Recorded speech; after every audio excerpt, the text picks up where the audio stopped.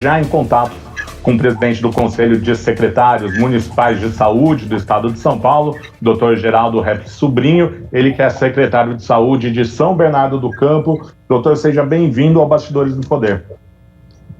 Obrigado, bom dia. Uma honra poder participar com você e discutir um tema assim tão emocionante, tão preocupante para todos nós. Então, fico à disposição.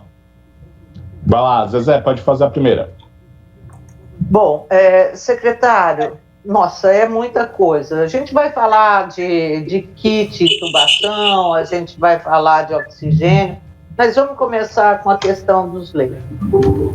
Aqui em Campinas, a gente já tem 3 vezes mais leitos do que tinha em janeiro, e hoje ainda temos 200 pessoas em fila aguardando um leito de UTI. Isso daí representa o quê? Campinas teria que aumentar em 50% os 400 leitos que já tem. Essa é a realidade dos outros municípios do estado? Como é a realidade nos municípios maiores e nos menores? Bom, Zezé, na realidade a realidade é a mesma no estado de São Paulo como um todo, né? E essa vez, essa segunda onda da epidemia, vamos chamar assim, se a gente lembrar da outra vez, começou na Grande São Paulo e ele foi se espalhando. Aí pegou Campinas, ele ia pegando as regiões metropolitanas, São Paulo, Campinas e tal. E ele foi aumentando devagar. E o que aconteceu agora? Agora foi tudo de uma vez. Então, a hora que essa segunda onda veio, ela veio com tudo em todas as regiões. Essa situação de Campinas, ela se repete no estado inteiro. Um dos termômetros que nós temos hoje, São Paulo tinha acho que 2.000 ou 3.000 pessoas internadas em UTI. Nós estamos ontem, parece que batemos 12.000 pessoas internadas em UTI com Covid. Uhum. O outro termômetro é o CROSS. Apesar de Campinas ter uma regulação mais regional, né, o estado inteiro, também o Campinas usa o CROSS, mas ele usa um pouco diferente. O CROSS ele passou de uma média de 200, 300 solicitações por dia para 1.800. E você hoje não consegue praticamente resolver 50%, ou 60%, 70%, quando muito. Então, aquele doente que você conseguia deixar na sua unidade, imagina um município pequenininho, aí da região de vocês mesmo, que aquele doente ficava 2, 3 horas, ele é obrigado a ficar 1 dia, 2 dias, 3 dias. Infelizmente, a história da morte é anunciada. Doente interna, com uma falta de ar, aí ele vai complicando, aí ele é obrigado a ficar entubado, e aí ele começa a ter necessitar de mais recurso, e aí precisa da vaga da UTI. E não consegue. E é o que está acontecendo, não só Campinas. Aqui no ABC, nós temos uma população semelhante à de Campinas, se a gente pensar o grande ABC como um todo. Hoje a gente tem mais ou menos o mesmo número de pessoas aguardando nas filas que vocês. Agora, o senhor acha, bom dia, é a Rose, assim, porque a impressão que eu tenho é que não adianta ficar abrindo leitos de UTIs e tem a dificuldade de espaço físico e de mão de obra, que é um grande problema que vocês estão enfrentando. Ontem eu estava lendo, nós batemos 3.000 mortes no Brasil. E o senhor acha que a solução está na população de se isolar e por que a população não ouve esse alerta? Aí eu quero incluir aí uma pergunta sobre a decisão do ABC Paulista de acompanhar o Bruno Covas na promulgação, antecipação de feriados. Qual que é a expectativa de vocês? Então vamos lá. Eu acho que tem que ficar muito claro para nós, para os ouvintes, em geral, para as pessoas. O problema da UTI é algo que aconteceu há 15 dias atrás. No momento que eu preciso abrir UTI, eu estou olhando o retrovisor. Estou olhando o que aconteceu lá atrás. Essas medidas que nós estamos tentando adotar, nós estamos adotando, de tentar aumentar o distanciamento social, aumentar a dificuldade para as pessoas eventualmente se locomoverem, para que a gente consiga que as pessoas fiquem em casa, nós estamos tentando olhar para frente. Qualquer medida desse tipo que a gente faça hoje, tá? ou que se faça a semana passada, nós vamos ver os reflexos dela daqui a 15 dias. Porque aí você começa a ver aquela curva cair, a curva de novos casos. Um exemplo emblemático que nós tivemos no nosso estado foi a região de Araraquara, já tem até trabalho científico disso. O número de óbitos de Araraquara não caiu tanto, mas o número de casos novos caiu. Por quê? E aí isso a gente vai ver esse reflexo daqui 15, 20 dias. E as medidas de isolamento social são essas. E eu vou trazer mais uma coisa para a discussão. Quanto mais a gente deixar esse vírus circular, mais chance ele tem de modificar. Quem estudou a gripe, a grande gripe, que é a gripe de 1918, veio uma terceira onda. E se nós deixarmos esse vírus continuar circulando, ele vai mudar de novo. E cada vez que ele vem pior. E tem dois jeitos. Ou a gente isola, ou as pessoas usam máscara e tomem todos os cuidados e não se aglomerem. E agora nós estamos sendo até um pouco mais radicais. Eu acho que a aglomeração acima de 5, 10 pessoas, e para mim já é aglomeração. Mesmo dentro das nossas casas. Vocês com certeza têm amigos que ficaram doentes, aí ficou o pai, a mãe, o filho, o neto, todo mundo. E aí depois vem a outra coisa. Aí um internou, depois internou o outro até morrerem. Infelizmente, não é que eu estou dramático, não. Eu estou extremamente preocupado. E é o que nós estamos vendo no dia a dia. Agora, Zezé, pode ir. A gente tem visto uma escalada de casos, uma escalada de mortes. Né? Ontem o secretário de Saúde do Estado, Jean Gorenstein, ele tentou pintar com uma corzinha meio cor-de-rosa naquele cenário de 1021 mortes, falando que era final de semana, que tinha acumulado. Mas o fato é que em nenhum outro final de semana a gente viu tanta morte anunciada na terça-feira. E agora a gente começa a ouvir outros infectologistas, tipo a Dalcom, dizendo que vai ficar pior do que isso. Vai ficar pior do que isso, secretário? Não vou nem falar em defesa do Dr. Jean, muito pelo contrário. Realmente, nós temos um número de registro menor no final de semana. Mas a hora que você faz a média móvel corrige. Se teve algum erro, hoje a gente começa a perceber de hoje para amanhã se houve erro de notificação. Zezé, todos os modelos matemáticos, infelizmente, falam que vai ficar pior. Até 15 de abril, nós vamos ter, esses números vão crescer praticamente uma progressão geométrica, infelizmente. A hora que você olha aquela curva, nós estamos olhando a curva, ela está empinada, né? Empinada é crescimento rápido. Você não vê nenhum momento que ela está tombando ainda, ela está empinada. A hora que empina, nós sabemos isso. Mínimo, você não precisa ter grandes conhecimentos matemáticos, é que a coisa está indo. E, de novo, né? Nós estamos vendo o que nós fizemos 15, 20 dias atrás, e é o que está acontecendo agora. Pelo menos os modelos matemáticos que nós temos estudado, eles indicam que a coisa vai piorar daqui para frente, mais ainda. Quantas mortes por dia a gente pode chegar, doutor? Desculpa, Rose, te atropelei.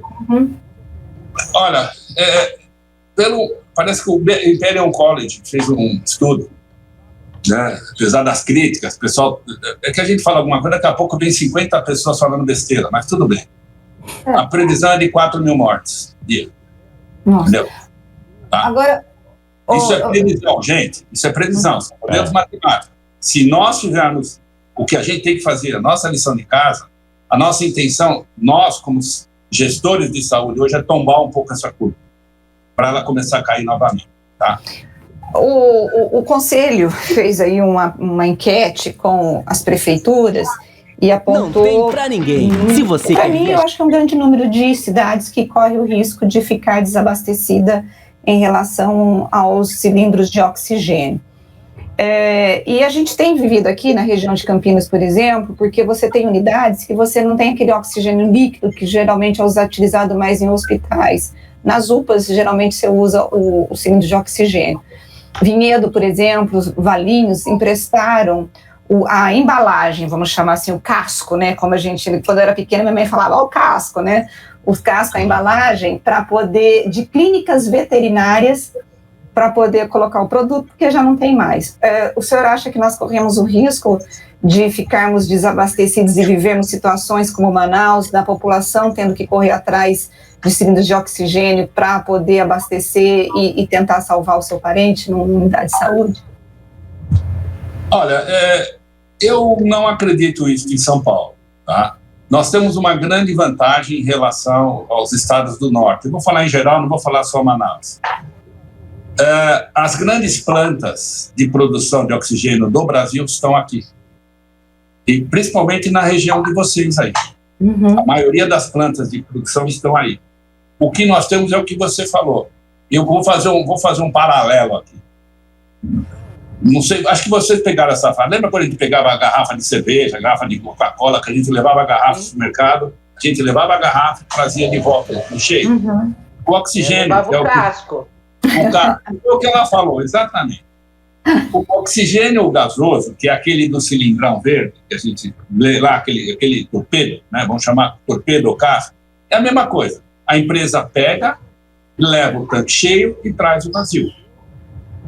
E qual o grande nó do oxigênio gasoso que é esse aí? Aquela coisa que nós conversar. O doente chegava numa UPA antes, ou num pronto atendimento, depende do município, ou numa unidade de estabilização, ele ficava 2 horas. Hoje ele fica 1 dia, 2 dias, 3 dias. E conforme ele vai piorando, ele vai tendo mais necessidade de oxigênio. Eu vou falar para vocês a minha realidade aqui em São Bernardo. Eu trocava os cilindros, eu tenho baterias nas minhas roupas de 10 cilindros, são 2 baterias de 10 cilindros. Eu trocava 2 vezes por dia, eu trocava à noite e de manhã. Hoje eu estou tendo que trocar de 3 a 4 vezes. O grande nó é a logística. Veja, nós temos cidades no estado de São Paulo, por incrível que pareça, 80% delas têm menos de 20 mil habitantes. E às vezes você tem vazios populacionais. Uma cidade da outra dá 50, 60 quilômetros. Olha para a empresa ter que fazer isso. Teve algumas notícias auspiciosas esses dias, o governador fez um anúncio, eu achei interessante, não sei se vocês ouviram. Algumas empresas que transportam botijão de gás vai ajudar nesse transporte. Que o grande nó, hoje, graças a Deus, ainda em São Paulo, não é a produção. É esta logística de levar e trazer.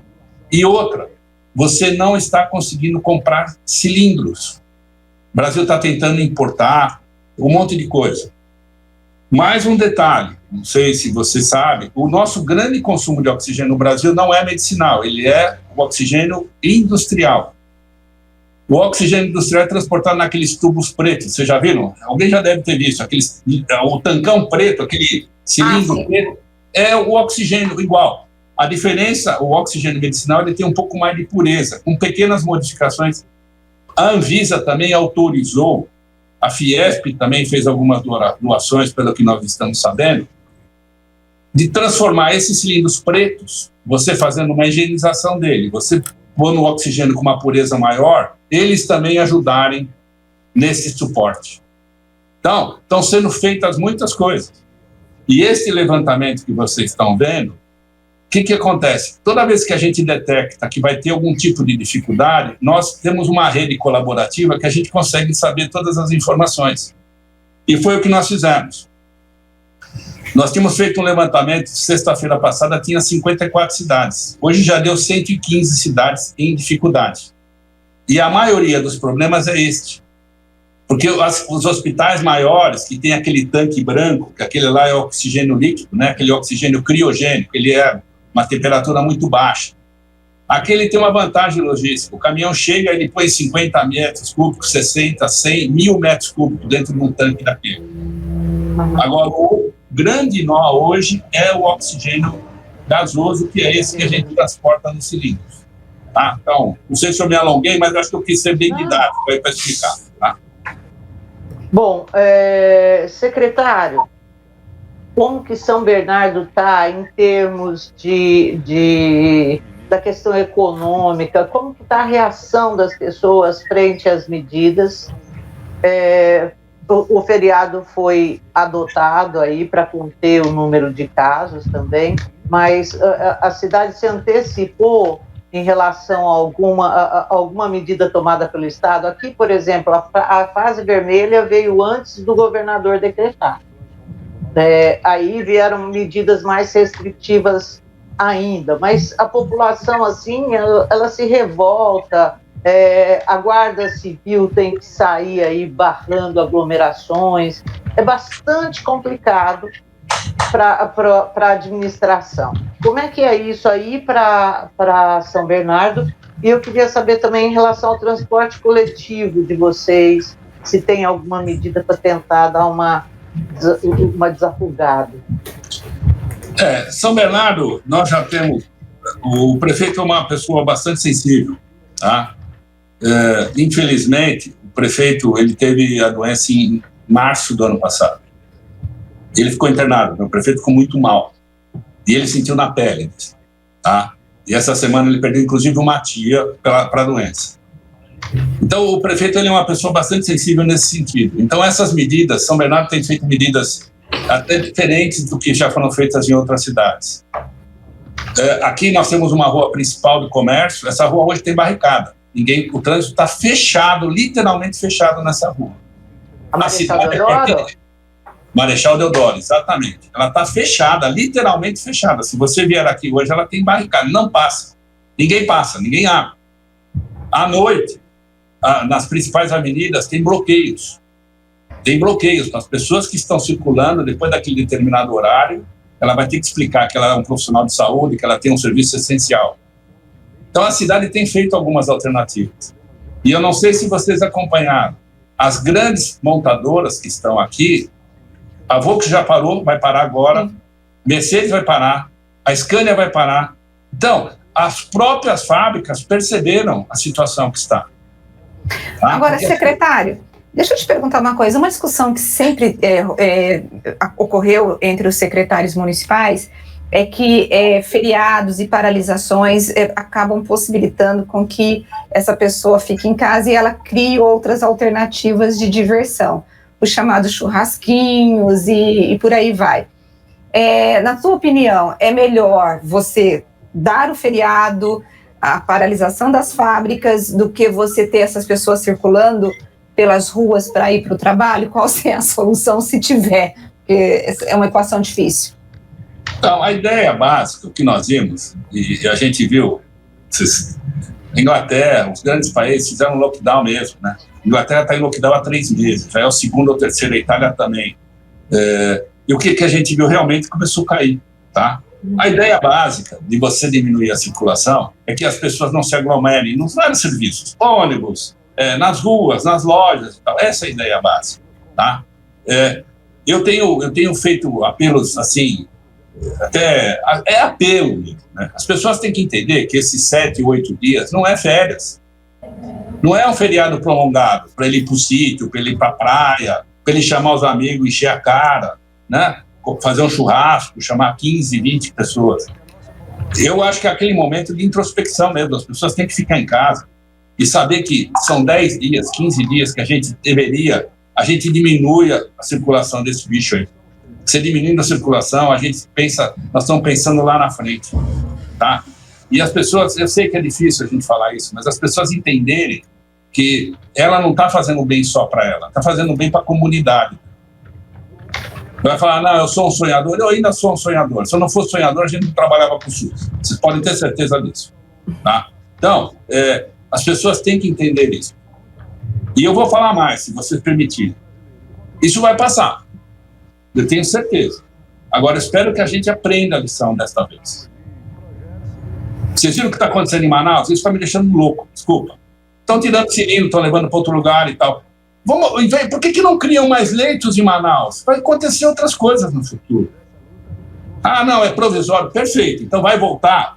Nós vamos manter uma estrutura de saúde decente lá? É isso que a gente tem que deixar claro. Vamos pensar para frente. Infelizmente, a gente é difícil. Agora você fala assim, não, mas vocês não planejam. Não, nós planejamos. Essa seria a minha pergunta. Se tudo isso que nós estamos passando no Brasil é por conta de falta de leitos mesmo e de falta de planejamento.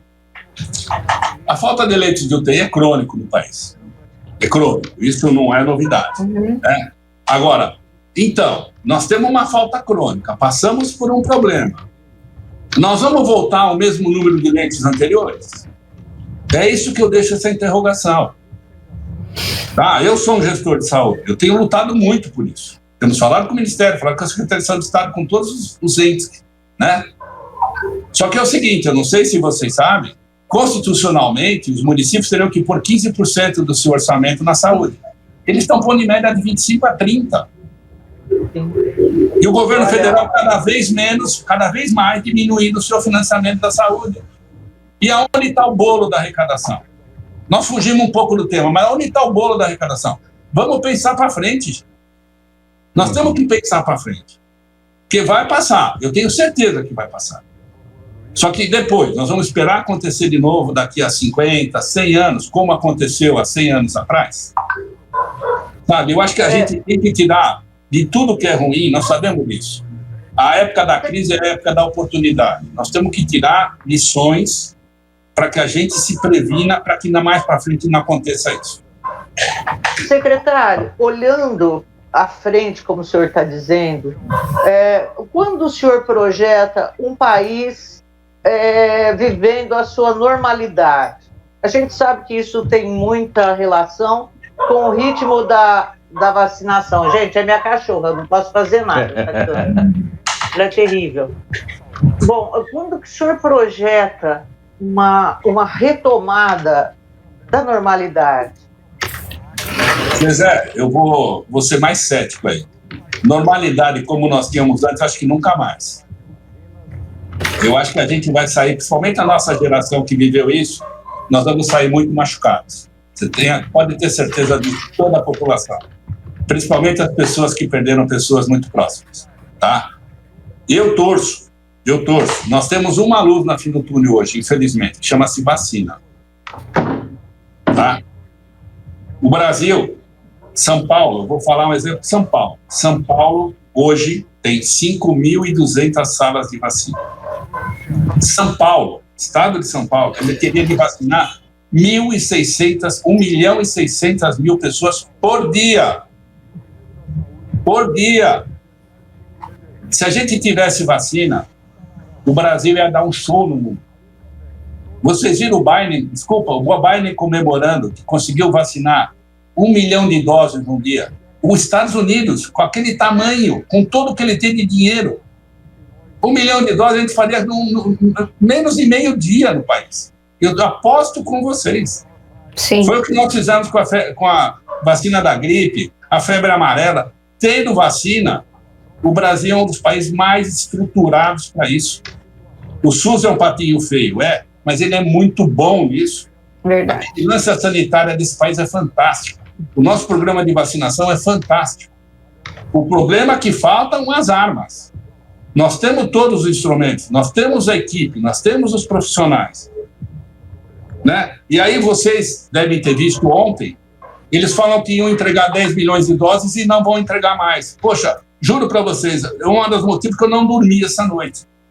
Você faz um plano, você tem um plano, e de repente você fala assim, olha, tivemos um problema, não vamos entregar 10 milhões de doses, iam chegar até o fim desse mês. Como é que aí nós temos que trabalhar, com todas as críticas ou não, o Butantan está cumprindo o seu papel. Ele está entregando no prazo, ele está honrando os compromissos, com tudo que foi criticado. E nós estamos trabalhando com o plano, apenas podemos contar hoje que a gente pode ter um pouco de problema com as vacinas do Butantan.